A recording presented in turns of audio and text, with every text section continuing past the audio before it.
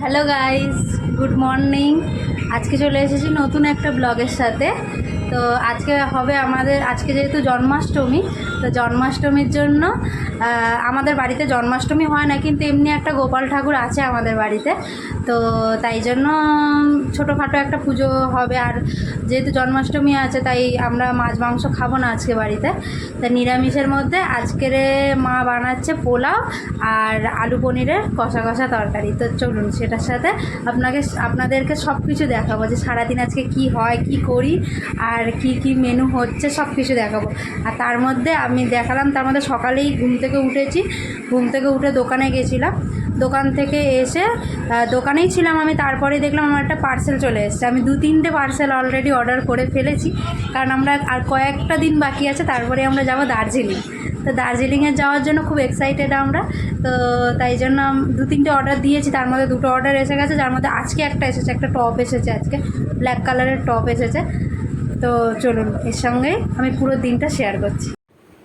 তো ফার্স্টে তো আপনাদেরকে বলেই দিলাম যে আজকে সারাদিন কি কি করব সবটাই দেখাবো।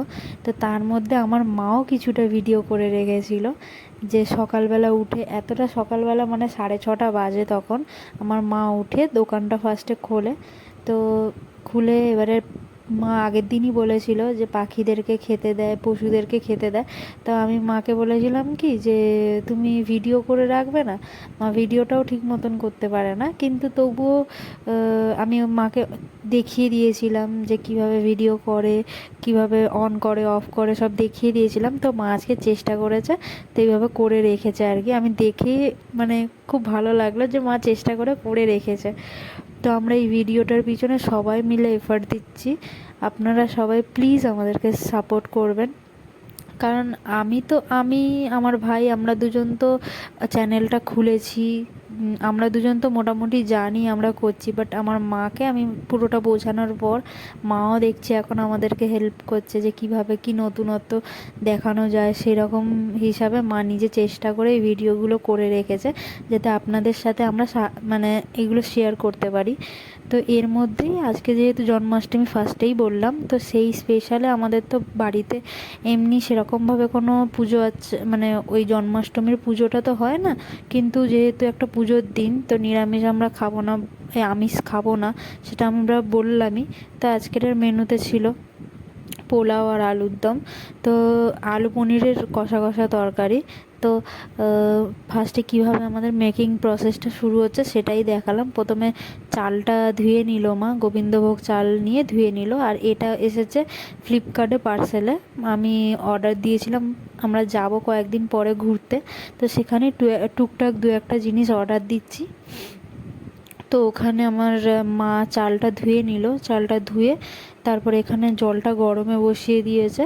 জলটা গরমে বসানোর পর ওই যে চালটা ধুয়ে রেখেছিলো, সেই চালটায় একটু হালকা গরম মশলা আর একটু কালার মিশিয়ে ওটাকে মাখিয়ে শুকিয়ে নিয়েছিল প্রথমে।